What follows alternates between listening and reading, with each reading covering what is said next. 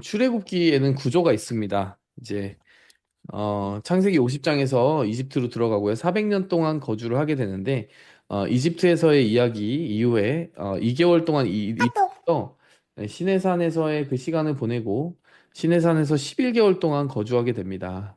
여러분 여기까지가 이제 출애굽기의 이야기인데요. 음, 자, 지금 이 구조를 여러분 잘 봐주시면 네, 애굽에서 있었던 일들은 이 이스라엘 백성들이 400년 동안 박해당하는 이야기, 그리고 모세가 출생했는데 살아남는 이야기, 그리고 그 모세가 도망자가 되었다가 떨기나무의 그 부르심을 통하여서 모세가 다시 이집트로 돌아가서 하나님의 도구가 되어 쓰임 받는 이야기, 그리고 열 가지 재앙과 유월절에 대한 이야기 나오죠. 그리고 이동하는 동안 이 시내산까지 이동하는 동안도 여러 가지 간증이 있습니다. 홍해를 가르시고 그들을 구원하여 내시는 이야기가 있고요. 마라의 쓴물과 르비딤의 물 그리고 아말렉 전투에 대한 이야기가 있습니다. 그래서 이스라엘이 구원받는 그 과정에 대한 부분이 이제 파트 1이라고 하겠고요. 파트 2는 이제 시내산에 도착했을 때예요. 시내산에 도착했을 때 하나님이 출애굽기 20장에서 23장까지 율법을 주십니다. 율법을 주시고 출애굽기 24장에서는 언약식을 맺습니다. 예, 그리고 이제 25장에서 40장까지는 성막의 제도를 알려주세요. 여러분, 이게 출애굽기 전체의 제도입니다. 출애굽기 전체의 그 구조라고 하는 것을 여러분, 기억하시면 될 것 같아요. 잠깐만요. 창이 제대로 보이시죠? 네, 네, 됐습니다. 네, 여러분, 이 출애굽기가 결국에는 하나님의 나라를 세우시는 과정이라고 했잖아요. 이 성막에서도 이제 계획과 순종이라고 하는 이제 두 파트가 있는 것이고, 하나님께서 결국에는 이 과정을 통해 이스라엘이라는 국가, 하나님의 나라를 가시적으로 이 땅 가운데 세우는 것이 바로 이 출애굽기의 취지라고 하는 것이고, 이 출애굽기에서 하나님이 수행하시는 프로젝트라고 하는 것을 여러분 기억하시면 되겠습니다. 그래서 여기 보시면은 여러분 국가의 3요소 여기 나와 있죠. 국가의 3요소 국민, 주권, 영토. 근데 국민은 400년 동안 이집트에서 70명이 200만 명으로 불어나면서 하나님이 국민을 확보하셨죠. 주권에 대해서는 이 나라의 주권은 국민에게 있지 않고요. 이 나라의 주권은 어디에 있느냐? 하나님에게 있습니다. 그래서 여러분 우리 민주 국가인 한국에서 주권이 국민들에게 있다라는 것을 어떻게 알 수 있죠? 여러분 한솔 형제 한번 나눠볼까요? 한솔 형제? 민주국가에서 주권이 누구한테 있냐고요? 국민에게 있다라고 하잖아요. 모든 네, 주권은 국민에게 있고 그 국가의 권력은 국민으로부터 나온다. 주권은 국민에게 있다. 이것이 우리 대한민국 헌법 1조에 있잖아요. 그렇죠? 근데 주권이 국민에게 있다라는 것이 구체적으로 어떻게 표현되어 있죠? 헌법에? 그러니까 헌법이나 법률에? 무엇을 보면 주권이 국민에게 있다는 걸 알 수 있죠? 혹시 수로 형제님, 근데 1조 1항 말씀하셔서, 네. 예, 그냥 저는 그게 그냥 그 자체로 네. 대답이라고 생각을 했거든요. 그 자체가 이제 주권이 국민에게 있다는 선포이기는 하니까. 예, 근데 예. 그것의 구체적인 실행은 어떻게 나타나느냐면, 입법을 누가 하죠? 입법을 국민의 대리자인 국회의원이 하잖아요. 근데 국회의원이 국민을 대리한다라는 의미가 있기 때문에 법을 만드는 주체가 국민이라고 보면 되겠죠? 네.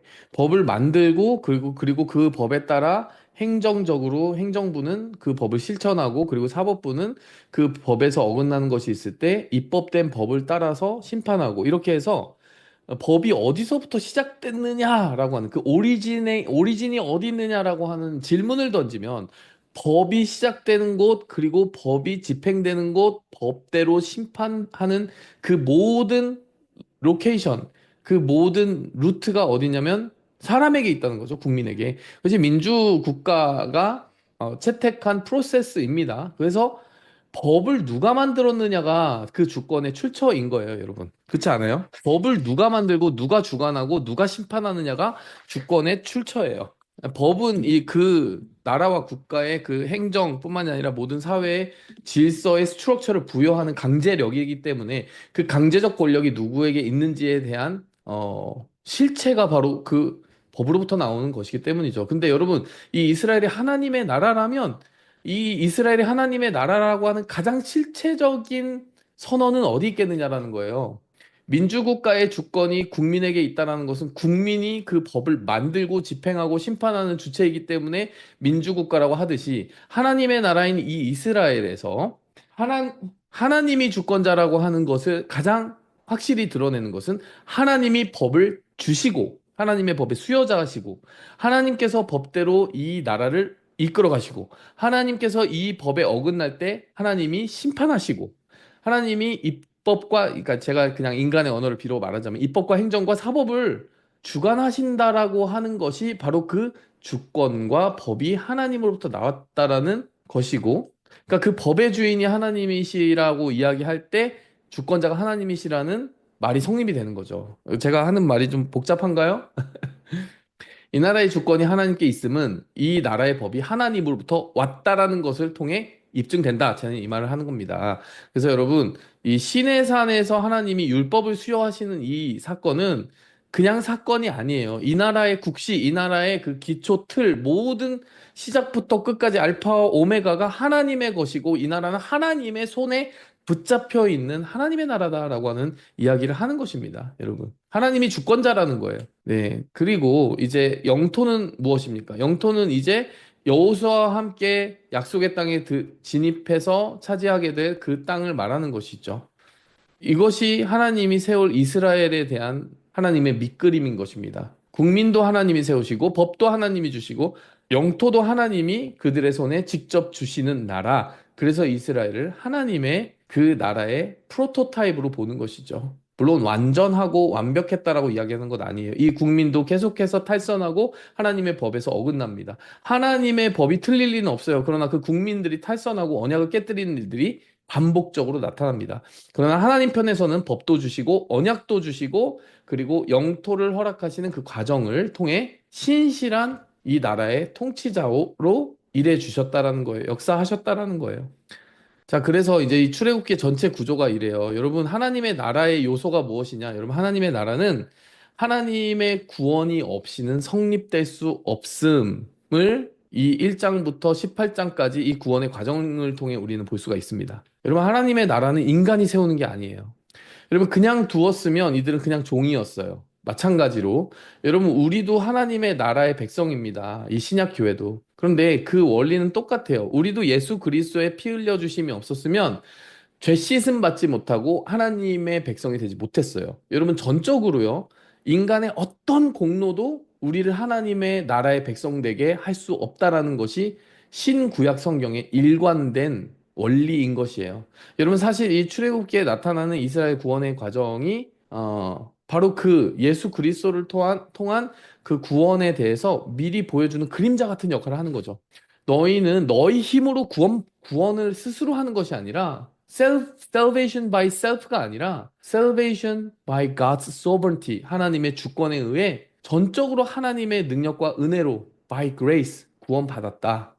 이 말을 하고 있는 것입니다. 우리가 예수님 믿는 거요. 예수님이 우리에게 먼저 다가오셨기 때문이에요. 성육신 하셨기 때문이에요. 피 흘리셨기 때문이에요. 하나님이 우리를 창조하셨기 때문입니다. 하나님의 창조와 구원 없이 우린 존재할 수 없고, 우리가 하나님의 나라 될 수 없고, 하나님의 국민 될 수 없습니다. 그래서 여러분, 이 국가됨, 우리가 하나님의 백성됨에 가장 큰 백본 중에 하나는 구원이란 단어에 있는 거예요. 구원받은 자녀가 교인이고, 구원받은 자녀가 이스라엘이고, 구원받은 자녀가 이 신약 교회에서는 하나님의 백성인 것입니다.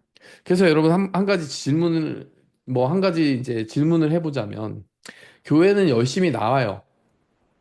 그런데 만일 내가 죄로부터 구원받도록 예수님의 피로 용서받았기에 하나님의 백성 됐습니다라고 하는 고백이 없다면 여전히 교회는 좋아해요. 하나님의 사람들과 같이 잘 어울려요. 친교도 해요. 그런데 그냥 나의 마음의 평안을 위해서 교회를 다니는 것이지 예수님이 나를 죄로부터 건져 구원하셨다라는 고백이 없다면 그 사람은 교인입니까? 아닙니까? 너무 자명한 질문인 것 같은데 성원 형제 어떻게 보세요? 어, 좋은 시그널은 아닌 것 같네요. 네. 구원받음이 없으면요. 하나님이 건져주심에 대한 고백이 없으면 내가 죄인이었다가 의인으로 칭함받았다라고 하는 그것이 자기의 힘과 공로로 노력으로 이루어진 것이 아니라 이루어진 프로세스가 아니라 예수님이 나를 위해서 죽으셔서 바로 나를 죄에서 건져주셨다라는 그 확실한 고백이 없으면 아직 그 사람은 그냥 문화적인 의미로서 어떤 기독교 생활을 향유하고 싶은 사람일 뿐이지 정말로 거듭난 그리스도인이라고 보기 어려울 수 있습니다. 하나님의 백성이라고 보기 어려울 수 있다는 거예요. 여러분 정말 믿음의 사람에게는 내가 하나님 없이는 정말 철저한 파산이었다라고 고백할 수 있는 이 구원에 대한 고백이 있어야 돼요. 여러분 이 질문을 여러분 스스로에게 꼭 던지시기 바랍니다. 근데 여러분 더 중요한 건 18장부터 40장 나머지 절반의 포션이에요. 어떻게 보면 여러분 이 40장 전체에서 여러분 이 절반에 해당되는 이 율법과 언약과 성막에 대한 부분도 못지않게 중요하다는 걸 우리가 출애굽기에서 간과할 때가 있어요. 그러니까 뭐 홍해가 갈라진 이런 이야기들만 자꾸 기억에 남고 이 율법, 언약, 성막 어색하고 생소하니까 별로 생각을 안 하려고 하는 거예요. 여러분 하나님의 백성 되었음, 하나님의 국민됨의 표지 중에 하나가 절반이 바로 이 세 가지 요소에 있습니다. 하나님의 백성에게 무엇이 있는지 아세요? 하나님이 율법을 주셨잖아요. 구약 백성들에게. 신약 백성들에게도 똑같이 역사하신다라고 그랬어요. 신약 백성들에게는 그 마음에 하나님의 법을 기록한다라고 예레미야와 에스겔이 말했습니다. 내가 새 영을 너희에게 주어서 내 법을 너희 안에 기록하겠다. 여러분 그러니까 신의 산에서 율법을 주신 이 사건은요. 구약 성경의 이 사건은 신약 성경에서는 성령께서 오셔서 우리 마음속에 하나님의 법을 느끼게 하시고 소유하게 하시는 그 사건으로 성취가 되는 거예요, 여러분. 그리고 언약을 맺는다라고 하는 것은 하나님의 백성으로 살아가겠다라고 하는 결단을 하고 그 언약식에 참여함으로써 이루어지게 되는데 우리도 마찬가지입니다. 우리가 하나님의 백성이 되었는데 변화된 삶을 살아가겠다는 어떠한 표지도 보이지 아니하고 하나님의 법을 무겁게 여기지 않는다든지 어떤 실천적인 변화가 일어나지 않는데 그냥 교회에 나오거나 신앙 고백 한번 따라했다고 여전히 옛날 삶을 살아가고 있고 여전히 죄에 빠져 있는 사람을 그리스도인으로 인정해야 될까? 성경은 우리에게 아주 정확한 처방을 내려주는 거예요. 하나님의 구원을 맛보았다라고 하면서 하나님의 법과 무관하게 살고 하나님과 맺은 그 언약에 대해서 조금도 생각하지 않고 살아간다면 하나님의 백성이라고 부를 수 없다는 거죠. 그리고 마지막 성막이라고 하는 이 요소는 무엇입니까? 이 성막은요, 하나님의 임재가 그 진영 한복판에 있어서 그들이 하나님과 동행하고 있다라고 하는 거룩한 표지였어요. 눈으로 보이는 가시적인 증거였습니다. 그래서 그 성막으로 나아가면은 하나님의 백성들이 하나님께 나아가 예배할 수 있었고 하나님의 임재를 눈으로 확인할 수가 있었어요. 이것은 이제 신약 교회에선 어떻게 성취가 되었겠습니까? 성령께서 우리에게 함께 임재하시고 또 믿음의 공동체인 교회를 세워 주셔서 예수 그리스도의 몸된 교회를 통해 우리 각자 한 사람 한 사람이 성령의 교통함으로 하나님의 뜻을 이루어 가게 되고 그래서 하나님의 뜻이 이루어지는 것이 교회를 통해 보여지게 되는 것. 그리고 우리 한 사람 한 사람이 성령에 붙들려서 살아가고 있는 그 동행과 임재, 하나님의 임재와 동행하는 것. 그것이 여러분, 구약 성경에서는 성막의 의미와 이어져 있다라고 보시면 될 것 같아요. 하나님과 동행하는 삶에 대해서 이야기하는 거예요. 그러니까 하나님의 사람은 누구냐? 하나님의 법을 무겁고 진지하게 생각하는 사람이다. 하나님의 사람은 누구냐? 하나님의 뜻대로 살기 위해 언약한 백성이다. 하나님의 사람은 누구냐? 날마다의 삶 속에 마치 성막과 함께 동행하던 이스라엘 백성들처럼 주일만 썬데이 크리스천으로 사는 게 아니라 24/7 그들의 모든 일상적인 삶 속에 하나님과 동행하고자 하는 몸부림이 있는 사람들이 하나님의 백성이다. 바로 이 출애굽기가 선언하고 있는 것입니다. 하나님의 나라가 뭐냐라고 하는 정의가 바로 여기에 있는 거예요.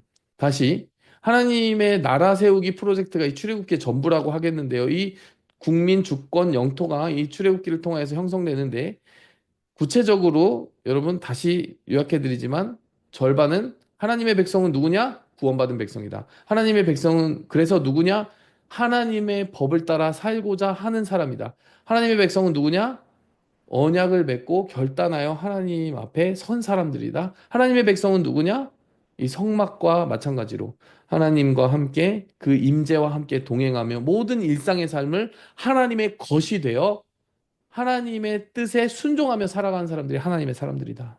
그래서 여러분 성막이 움직일 때 구름 기둥 불기둥이 움직여 가면 성막이 이동하면 그들이 따라갔거든요. 그 삶의 원리를 가지고 산다는 거죠. 자기 뜻대로 살고 하나님께 묻지도 않고 살고 하나님 내 뜻대로 다 살아놓고 하나님 수습해 달라고 하는 게 아니라 하나님의 사람은 한 걸음 한 걸음마다 하나님께 묻고 순종하고 따라가는 사람이 하나님의 사람이다라고 하는 확실한 정의가 바로 이 출애굽기가 우리에게 내려주는 정의라는 거예요. definition이라는 거죠. 자, 이게 출애굽기 전체 메시지를 제가 방금 다 요약해 드린 겁니다.